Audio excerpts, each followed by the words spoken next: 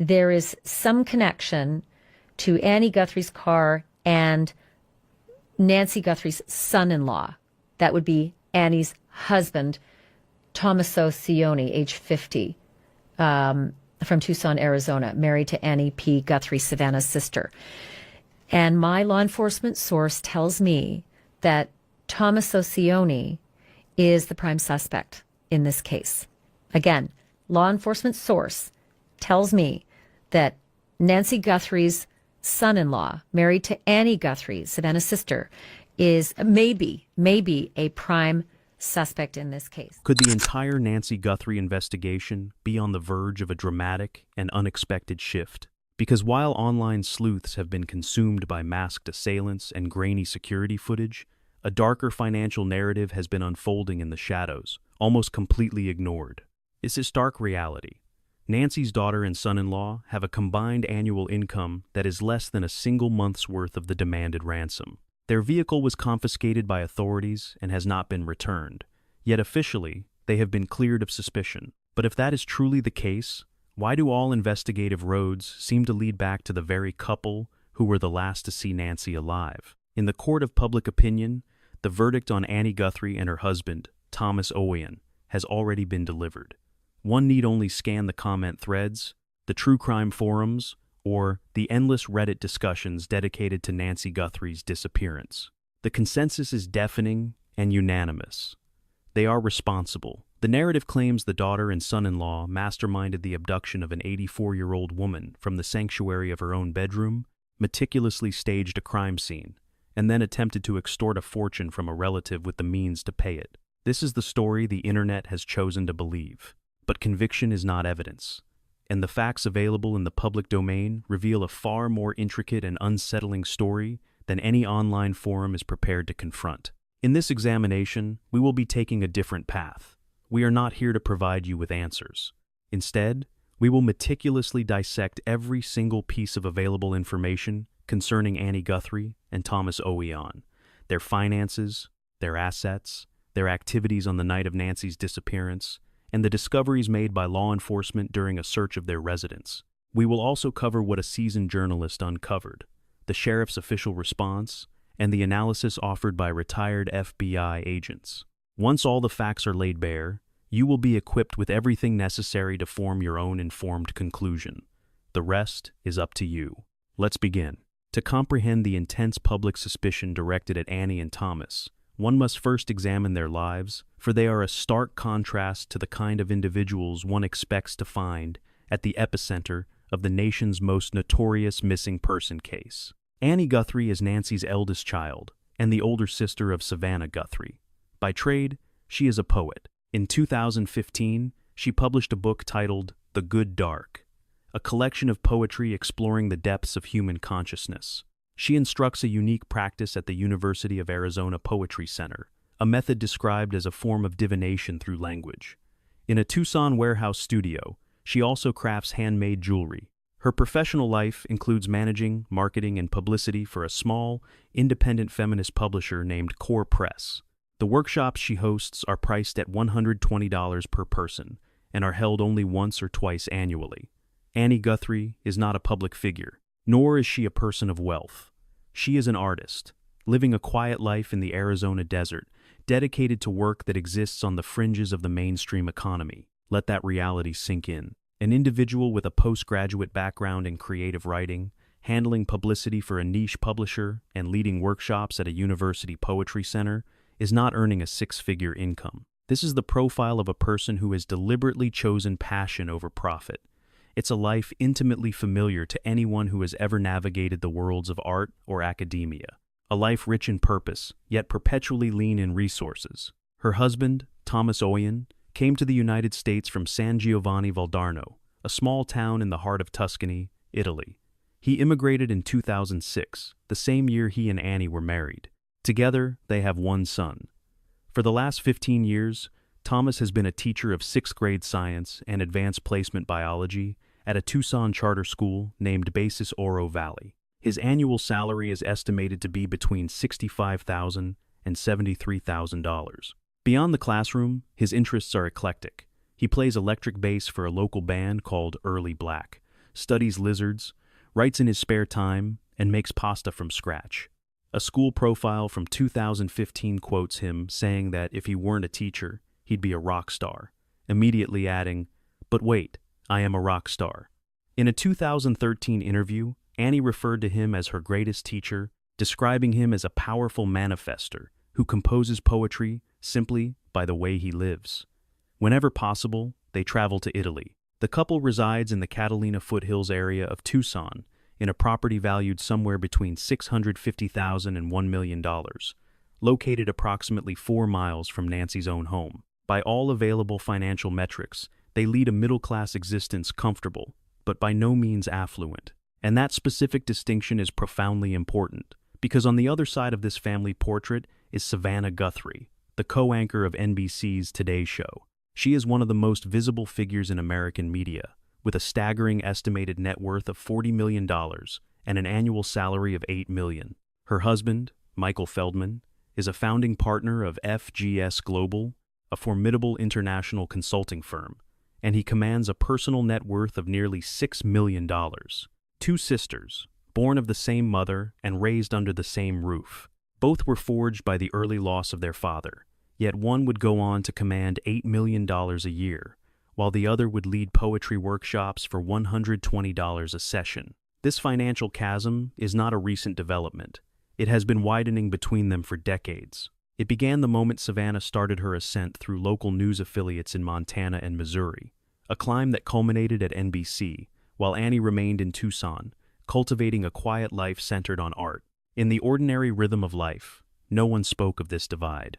There are no articles written about the income disparity between siblings when a family is whole and untouched by crisis. But when the fabric of normalcy rips apart, when an 84-year-old mother disappears and ransom notes begin to surface, the world changes. People grasp for the most straightforward motive they can find, and that motive is almost always money.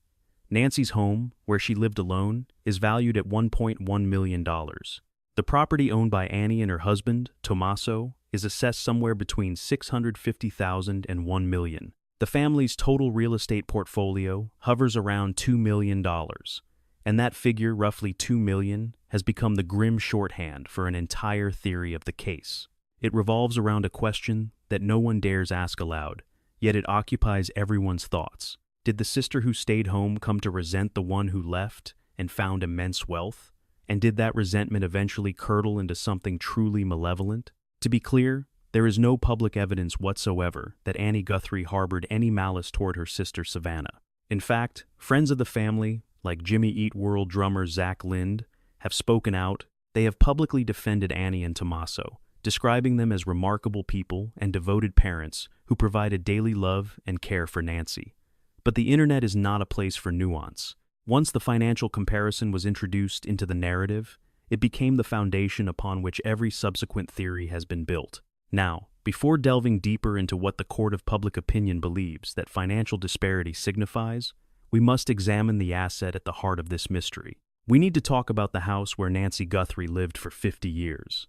The house from which she was supposedly taken in the pre-dawn hours of February 1st, 2026. Nancy Guthrie was born Nancy Ellen Long in Fort Wright, Kentucky, in 1942. A graduate of the University of Kentucky, she married Charles Errol Guthrie, a mining engineer from Georgia Tech, in 1963. His work sent the young family across the globe, including a period in Melbourne, Australia, which is where Savannah was born in 1971. Then, in 1975, the family put down roots in Tucson, Arizona, where Charles and Nancy acquired a 5-bedroom, 4.5-bath home in the Catalina foothills for $85,000. The residence, constructed in 1969, sits on a full acre of desert terrain. At nearly 3,800 square feet, that home became the family's universe. It was the backdrop of the Guthrie children's entire upbringing. It was also the home where Nancy remained after Charles died from a sudden heart attack while on a business trip in Mexico in 1988. He was only 49. Nancy was 46. In an instant, she was a single mother, left to raise 3 children entirely on her own. She found work as a clerk in the Public Affairs Department at the University of Arizona. The job offered a necessary income, but more importantly, it granted her children the benefit of reduced tuition. Nancy would work at the university for 17 years, rising to become the associate to the vice president of university advancement. She finally retired in 2007. That very same year, she made an attempt to sell the family home, listing it for $950,000 before reducing the price to $875,000 over the summer. By October, it was no longer on the market, an apparent casualty of the looming housing market collapse. Nancy remained. For nearly 2 more decades, she stayed. Today, the house is estimated to be worth around $1.1 million, and property records confirm it has never been sold since its original purchase. That house represents Nancy Guthrie's most substantial asset. In the event of her death, it is presumed that its value would be divided among her 3 children, Annie, Savannah, and their brother, Cameron. For Savannah, whose net worth is an estimated $40 million, 1/3 of that property's value is little more than pocket change. For Annie and Tommaso, with a combined income of approximately $100,000 to $140,000 a year, it is a fortune. A 1/3 share of $1.1 million, somewhere between $350,000 and $400,000, equates to 2.5 to 3.5 years of their total earnings. The difference is staggering. But the question that haunts this entire investigation is whether that inheritance was a motive powerful enough to risk everything, or if the true financial endgame was something else entirely. The ransom demands were specific: $4 million in Bitcoin in the first note, and $6 million in the second. These were not numbers chosen at random. They were amounts calculated by someone with an intimate knowledge of what the Guthrie family, and specifically, Savannah, could realistically procure. Nancy's home is worth $1.1 million. She lived a frugal life. The ransom was never calibrated to Nancy's assets. It was calibrated to Savannah's. And it was Savannah who, in a video released on February 7th, looked into a camera and spoke directly to the kidnappers. "We will pay." If this was a staged kidnapping, and that is a monumental if, then the objective was never about the inheritance at all. The plot would have hinged on exploiting Savannah's public image and her psychological fragility, all to orchestrate a multi-million-dollar ransom, channeled through cryptocurrency, to a figure the family purportedly had faith in. This is the narrative that has taken shape online. There is no tangible proof that this scenario unfolded. Yet, the financial framework for such a crime exists. And it is that possibility that has held Annie and Tommaso captive in the court of public opinion for more than a month. If this information is already shifting your perspective on this case, please take a moment to like this video and share it with someone who is closely tracking the Nancy Guthrie investigation. Leave a comment below and let us know. Does the financial motive seem plausible, or is the internet spinning a baseless theory? And for those who haven't subscribed, do so now and activate notifications, because this story evolves quickly, and we are covering every development. Let's now deconstruct the night of Nancy's disappearance, because the timeline is the other element that has captivated and confounded online sleuths. On January 31st, 2026, Nancy summoned an Uber to Annie and Tommaso's residence, arriving at 5:32 in the evening. She chose not to drive. By using a rideshare service, she left a digital footprint marking the precise moment she reached her daughter's house. The family ate dinner. They engaged in games. From every account, it was an ordinary evening, the kind of quiet gathering this family had experienced hundreds of times before. Annie and Tommaso's home is 4 miles from Nancy's, a 10-minute journey along the winding roads of the Catalina foothills, a trip Nancy made with regularity. At roughly 9:48 p.m., Tommaso drove Nancy back to her own house. He reportedly stayed until he saw her get inside safely. At 9:50 p.m., the garage door slid shut. Tommaso departed. He is the last person known to have laid eyes on Nancy Guthrie while she was alive. What transpired over the subsequent 4 hours is the void that has consumed this investigation and spawned every conceivable theory. In that void, there is an unnerving stretch of absolute silence. A complete and total absence of data. Nothing. For almost 4 hours, a digital blackout. No triggers from the security system. No calls placed from Nancy's phone, no motion detected by any camera on the property, just stillness. And then, at 1:47 a.m., the Nest camera went offline. 25 minutes later, at 2:12 a.m., one of the home's other cameras registered what the system logged as a person, but no footage was saved. Nancy lacked an active Nest subscription, the service that would have archived the recording. FBI Director Kash Patel would later clarify that the video evidence recovered from that night was pulled from residual data on Google's backend, not from a user-saved file. At 2:28 a.m., 41 minutes after the camera failed, the application connected to Nancy's pacemaker lost its Bluetooth signal with her phone. The pacemaker itself did not fail. It simply ceased communicating with its paired device. This implies one of several possibilities. The phone was disabled, taken beyond the signal's reach, or Nancy herself was transported far enough away from the phone for the Bluetooth connection to sever. Her phone was ultimately discovered within the house. Her essential medications were also left behind. Traces of blood, later confirmed to be Nancy's, were found on the front porch and streaked down the driveway. That 4-hour gap between 9:50 p.m. and 1:47 a.m. remains the single most intensely scrutinized aspect of this case online. What were Annie and Tommaso doing during that time? Were they sleeping? Were they using their phones? Did they leave their home? No official report has accounted for their whereabouts during that critical window, and investigators have never publicly confirmed if the couple's movements have been corroborated. The internet, behaving as it always does, has filled that informational vacuum with suspicion. And once suspicion takes hold in a case this prominent, it becomes a narrative nearly impossible to erase, even when it is directly refuted by official sources. The next moves by law enforcement are what escalated public curiosity into outright accusation. Within just days of Nancy vanishing, the investigation was not confined to Nancy's property. Authorities were now present at Annie and Tommaso's home. On February 4th, a team of FBI agents and sheriff's deputies showed up at the couple's home for what NBC News termed a 2-hour meeting. 3 days later, on the 7th of February, deputies returned. This time, the interaction bore no resemblance to a cordial visit. They came after dark.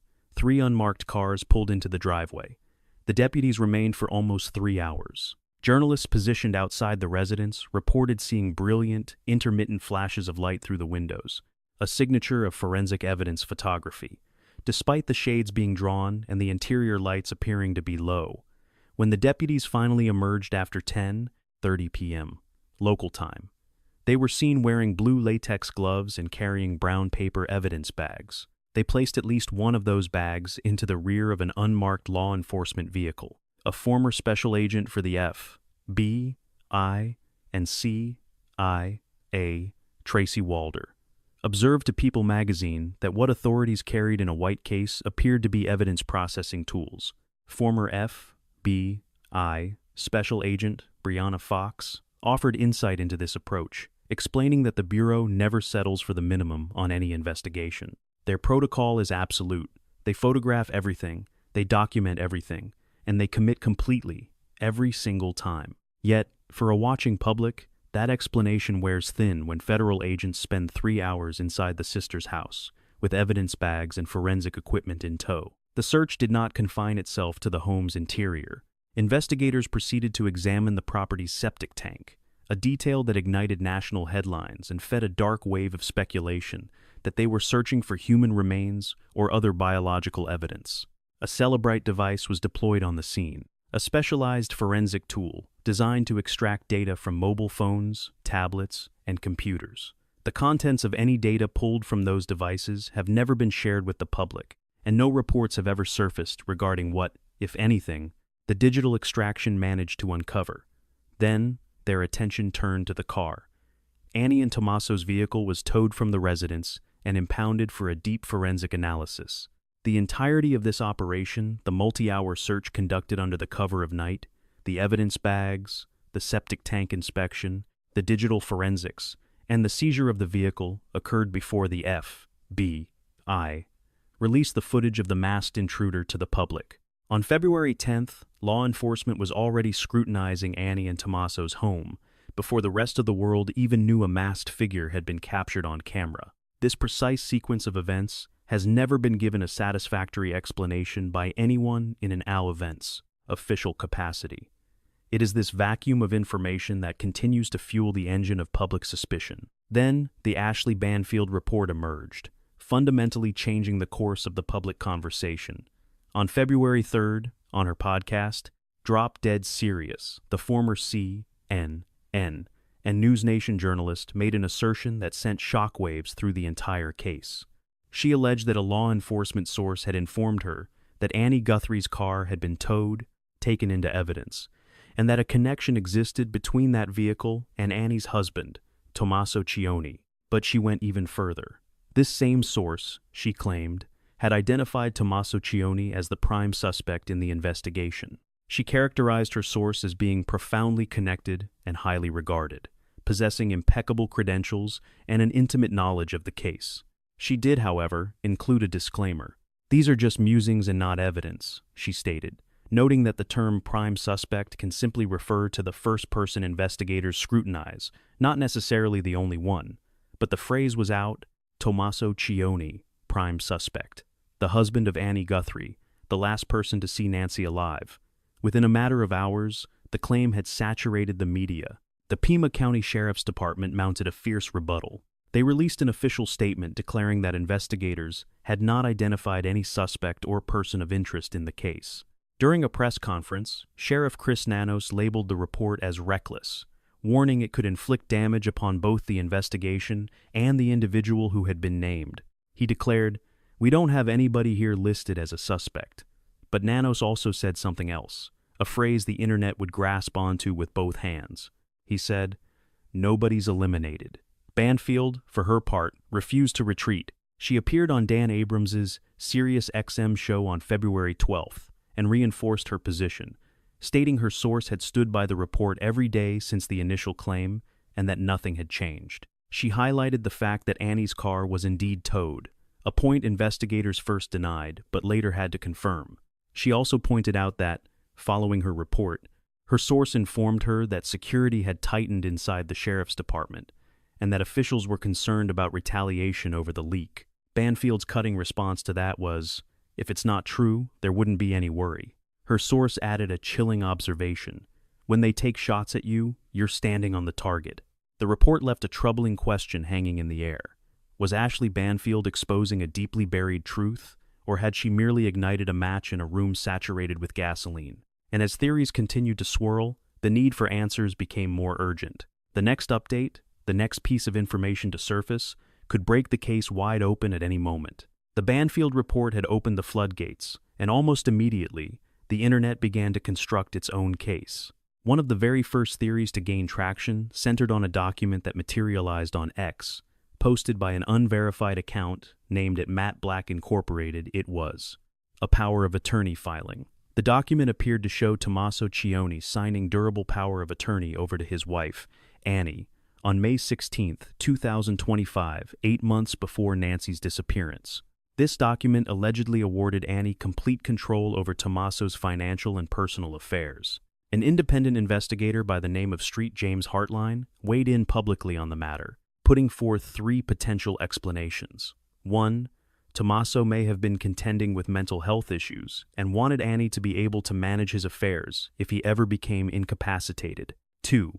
He might have been orchestrating some form of illegal activity and sought to insulate himself, perhaps to prepare an escape from the country or to insulate his finances from the grasp of the law. Alternatively, it could have been a strategic legal maneuver related to real estate disputes between the two of them. In a vacuum, each of these scenarios paints an unsettling picture. But the truth, according to a consensus of legal analysts, was something far more ordinary. Across social media, a chorus of legal professionals and informed citizens began to push back against the rising tide of alarm. Numerous attorneys and commentators noted that durable power of attorney agreements are one of the most fundamental legal tools in American society. They are employed with routine frequency in real estate dealings, particularly when one party is unable to be present at a closing or authorizes a spouse to execute documents in their stead. For estate planners and elder law specialists, they represent a standard, recommended practice for any married couple. Both official channels and legal experts affirmed that the document held no connection whatsoever to the criminal probe. Yet the timing, May of 2025, a full 8 months before the disappearance, was a detail that could not be ignored. For those already convinced of the couple's guilt, this was all the fuel the narrative needed. And once a document of this nature enters the digital bloodstream, framed with sinister intent, the crucial context rarely catches up to the initial accusation. Then a new name entered the fray: the bandmate, Dominic Aaron Lee Evans, a drummer. He was a founding member of Early Black, a band he had formed with Tommaso and a third musician, Walter Gonzalez, back in 2007. Evans, a man who worked as an elementary school teacher in Tucson, the very same profession as Tommaso. He was also a man with a past, a criminal record in Pima County that included felony convictions for burglary, robbery, theft, embezzlement, and driving under the influence. The moment Banfield cast Tommaso as a potential suspect, the internet began a relentless excavation of his entire social circle. Evans's name was the first to surface, a consequence of his connection to the band and his publicly accessible court records. Online sleuths dissected photographs of Evans, placing them side by side with the grainy image of the masked figure from the FBI footage. They pointed to the dark mustache, the athletic physique, the eyes peering through the ski mask, and declared the similarity to be uncanny. A theory began to crystallize with terrifying speed. Tommaso was the architect of the abduction. Evans was the muscle who carried it out. The narrative held that Evans knew the layout of Nancy's home because Tommaso had described it to him, and that Evans possessed the criminal history to suggest he was capable of such an act. Critically, his physical stature seemed to be a perfect match for the man seen in the doorbell camera video. The theory propagated so far and so fast that it began to unravel Dominic Evans's life before a shred of evidence had ever tied him to the case. On February 13th, a SWAT team descended upon a residence in Marana, a suburb just northwest of Tucson. The internet immediately concluded the target was Evans. It was not. The raid was on the home of a man named Baird Green, later identified as an associate of Luke Dye, but the speculation had already inflicted its damage. Investigators questioned Evans approximately 1 week after the disappearance. The interview lasted around 40 minutes. They asked him about the band and about his relationship with Cion. They asked him for his whereabouts on the night of January 31st, leading into the early hours of February 1st. After that 40-minute exchange, the investigators departed and never made contact again. Evans later told the New York Times he felt as though his name had been seized for profit, for clickbait. He spoke of entertainment built on the ruin of innocent lives. Evans stated he had encountered Nancy Guthrie only one time in his entire life, at an Easter egg hunt in 2011, when he brought his child to her home. This was an elementary school teacher who was forced to convene a meeting with his colleagues to confront the rumors, before taking a leave of absence for several days. When Sheriff Nanos was questioned about Evans, he expressed deep sympathy for the man. He stated that Evans was enduring a living hell, and suggested he ought to consult with attorneys about pursuing libel suits against those propagating the accusations. While Nanos has not officially exonerated Evans, neither has he ever implicated him in any capacity. So, where does the truth lie? A compelling case had been constructed in the court of public opinion, but the facts, as presented by law enforcement, told a very different story. On February 16th, Sheriff Nanos made a public declaration, clearing every member of the Guthrie family, Annie, Savannah, Cameron, and their spouses. He characterized Annie and Tommaso as victims of vicious online conjecture, explaining that the allegations were compounding an already catastrophic ordeal for a family that had cooperated completely. It was his most forceful statement to date. He condemned the online crusade against the family as horrible, saying it was amplifying a tragedy that was already beyond imagination. DNA evidence collected from the crime scene was found to belong neither to Nancy nor to anyone in her immediate circle. This meant it was not a match for any family member. A black glove, discovered roughly 2 miles from Nancy's residence, was run through the FBI's CODIS database, and also yielded no match to the family. That DNA is now undergoing investigative genetic genealogy analysis. This is the same cutting-edge technology that successfully identified the Golden State Killer and led to the arrest of Brian Kohberger in the Idaho murders case. It is essential to address what has been disproven in this case, as the digital realm has spawned a storm of misinformation alongside legitimate inquiry. One viral narrative claimed Tommaso was burdened by a $50 million gambling debt to a Mexican casino. This story was amplified by several media outlets, including the Hindustan Times, and it proliferated across social media platforms. Yet, it has never been substantiated by any credible source, nor does any public record contain a shred of evidence to support it. The rumor appears to be a complete fabrication, propelled into the public consciousness by algorithmic amplification. In a separate, bizarre development, a man from Hawthorne, California, named Derek Kalla, aged 42, was taken into custody, charged with attempting to extort Annie and Tommaso with fraudulent ransom demands for Bitcoin through a VIP messaging service. Kalla had absolutely no link to NY's actual abduction. He was a predator of circumstance, trying to capitalize on the tragedy. U.S.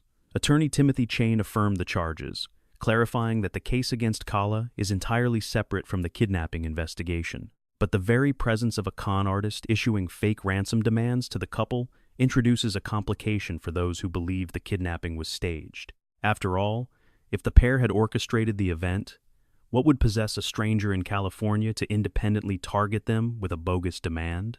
The masked figure captured on NY's doorbell camera remains an enigma. The FBI profile describes him as a male, standing somewhere between 5'9" and 5'10", tall, with an average build. A dark mustache is visible beneath his ski mask, and he carries a 25-liter Ozark Trail Hiker pack backpack. He was armed with what looked like a firearm, but it was holstered improperly, positioned oddly over his crotch, a peculiar detail that has become a major focus for investigators who have been scouring gun shops and outdoor supply stores to identify the weapon and its strange holster. Despite a flood of more than 50,000 tips sent to the FBI and the Sheriff's Department, no one has been publicly identified. A 25-year veteran of the Bureau, former FBI agent Johnny Grusing, observed that the suspect's actions on the porch were methodical, noting his attempt to obscure the camera instead of just destroying it.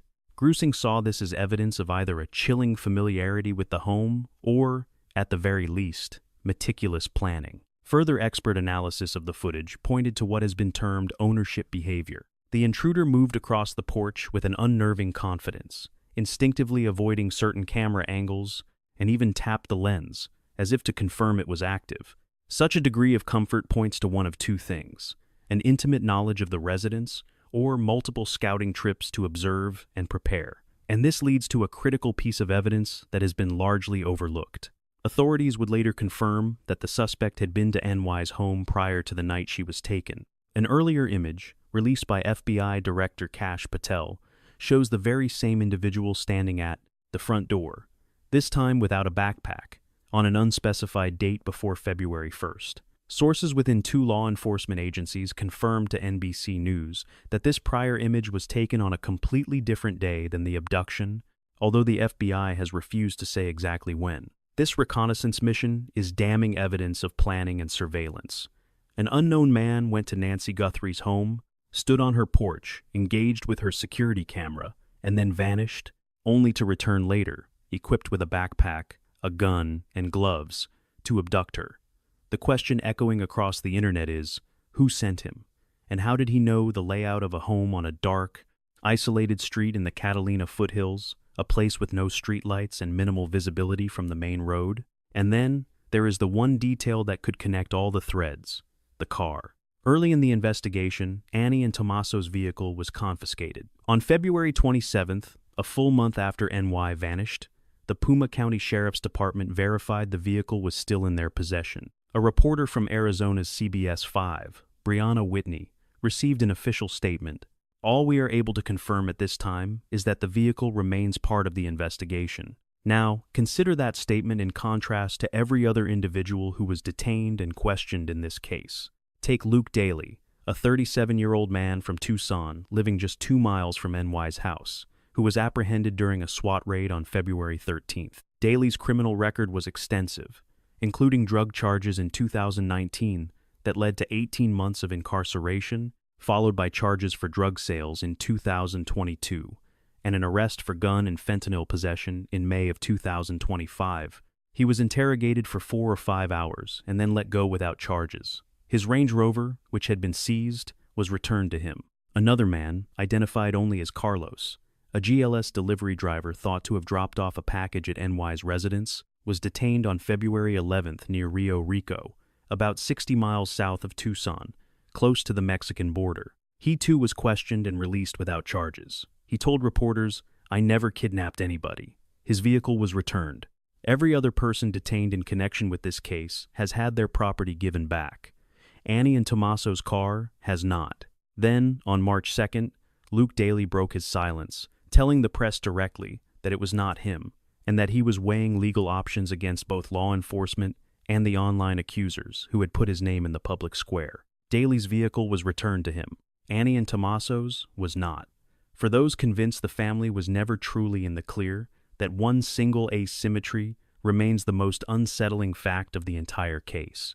Retired FBI Special Agent Jennifer Coffin-Defer took on this very issue in a video analysis posted to her personal channel. On March 1st, Coffin-Defer, a former SWAT operator who now serves as a contributor for News Nation, weighed in. As a crime analyst, she has meticulously tracked the Nancy Guthrie investigation on her program, Break the Case. She stated her intent was to dismantle the theory that holding the car was a sign of the couple's guilt. Her entire argument was grounded in federal procedure, and it is an argument worth examining closely, for it strikes at the very core of this heated debate. Every single search of Annie and Tommaso's residence was conducted by consent. This means investigators asked for permission, and the couple granted it. At no point was a search warrant ever requested. Coffin-Defer drove home a critical point. In a federal case, this distinction is monumental. Had investigators possessed probable cause to believe the couple was culpable, they would never have relied on consent. A federal judge would have signed a warrant. The logic is brutally simple. Consent is vulnerable in a courtroom. A defense attorney can claim the individual was pressured. They can argue their client was confused, or that an agent misrepresented the search's true purpose. A warrant vaporizes those arguments. It represents a judicial decision, a finding that the evidence already justifies the intrusion. Coffin-Defer stated it plainly, speaking from her own experience as a former FBI agent. If she possessed probable cause, she would never ask for consent. She would secure the warrant every single time. The fact that investigators never moved to obtain a warrant against Annie and Tommaso is a powerful procedural signal, suggesting they lacked the evidence to get one. It speaks to where the investigation truly is, not where the internet wants it to be. Coffin-Defer also noted that authorities were likely holding several vehicles connected to the case, not just the one belonging to Annie and Tommaso. She pointed to NY's own car, which she observed had not reappeared in the garage. She also cast doubt on whether Luke Daly's Range Rover had truly been released, although later reports did confirm its return. Coffin-Defer then constructed an alternative scenario, a different reason why Annie and Tommaso's car remained in an evidence bay. She posed a chilling question. What if the kidnapper was lying in wait in NY's own neighborhood that night, anticipating her return from dinner? What if the trail began at Annie and Tommaso's home? She then raised the technical possibilities.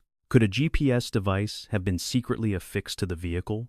Is it possible the perpetrator physically laid hands on the car, leaving behind the faintest trace of fingerprints or DNA? The implication was clear. The car might not be held because it holds proof of the couple's guilt, but because it holds proof of someone else's. A single fingerprint, a hidden tracker, a stray hair that could finally put a face to the shadow who followed Nancy Guthrie home. But there is a contradiction at the heart of this case that online observers cannot resolve. It is a paradox that will define the investigation until an arrest is made or never is. The family was officially cleared. The DNA was not a match. The searches were voluntary, by the book. Former agents from the Bureau itself insist the evidence doesn't point to Annie and Tommaso, and yet the car remains impounded.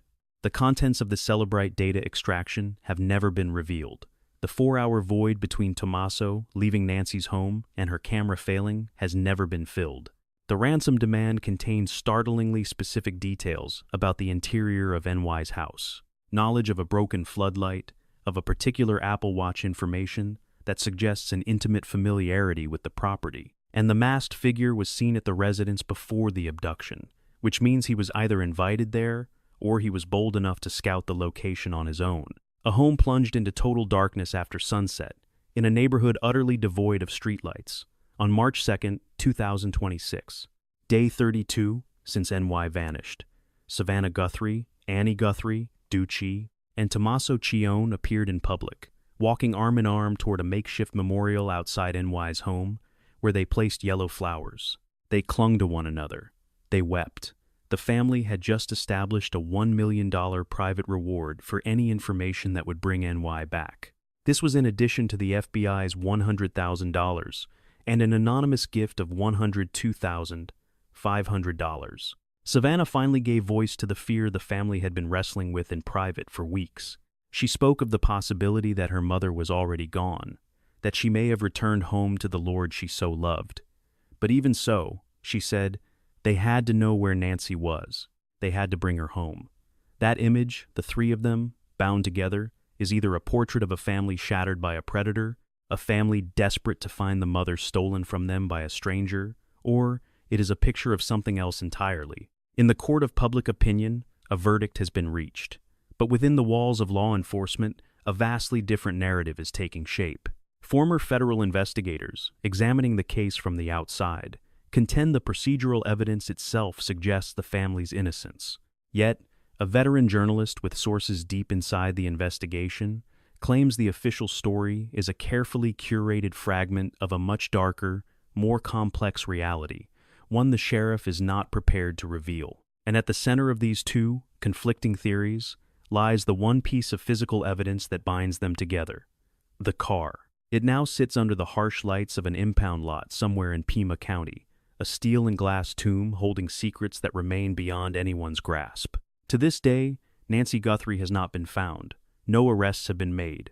No suspect has ever been publicly named. The investigation has swelled into a colossal effort, absorbing over 50,000 tips and what amounts to more than 10,000 hours of video evidence. FBI officials confirm that agents are meticulously sifting through vehicle footage from the Catalina foothills, their search grid expanding ever outward from the silent house. The crucial DNA profile recovered from the scene is still being processed through the intricate web of investigative genetic genealogy. The masked figure on the porch, approximately 5'9" to 5'10", average build, a dark mustache, carrying a firearm in a peculiar holster, remains a phantom. His identity is unknown. His only distinguishing marks a 25-liter Ozark Trail backpack and the weapon he carried. Investigators are actively canvassing gun shops and outdoor retailers to trace the origins of that holster and backpack, while Annie and Tommaso's car remains locked away in police custody. The results of the Celebrite data extraction have never been released. The 4-hour gap in the timeline has never been publicly explained. And so, the case hangs in a chilling limbo, caught somewhere between the certainty of online sleuths and the careful silence of the authorities. The truth of what befell an 84-year-old woman, taken from her sanctuary in the Arizona desert, lies buried, waiting for the light. Before we conclude, a critical point must be made with absolute clarity. Annie Guthrie and Tommaso Cioni have not been charged with any crime. No law enforcement body has officially identified them as suspects or even as persons of interest in this case. Sheriff Chris Nanos issued a public statement on February 16th that exonerated the entire Guthrie family, a position echoed by multiple retired FBI agents with decades of experience. They have all stated that the methods used in the investigation, specifically the reliance on searches by consent rather than by court-ordered warrants, strongly indicate that the family was not the focus of the investigation. The entirety of this examination is built upon a foundation of public records, official pronouncements, and the analysis of seasoned experts. We are making no accusations. We are assembling the known facts and the lingering, haunting questions, so that you may evaluate this case for yourself. If you possess any information regarding the disappearance of Nancy Guthrie, you are urged to contact the FBI at 1-800-CALL-FBI or the Pima County Sheriff's Department at 520-351-1490. Information can be provided anonymously, and the family is offering a reward of up to $1 million, payable in cash. Expert analysis continues to circle one unsettling possibility, that this was never a kidnapping in the first place. This investigation is far from over. Somewhere, someone knows the identity of the man on that porch. Someone holds the key to Nancy Guthrie's whereabouts at this very moment. With each passing day, the official silence only amplifies the questions. They do not fade. They grow louder. The break in this case will come, whether from a sterile lab, a digital ghost, or the unbearable weight on a guilty conscience. The truth is waiting. Model.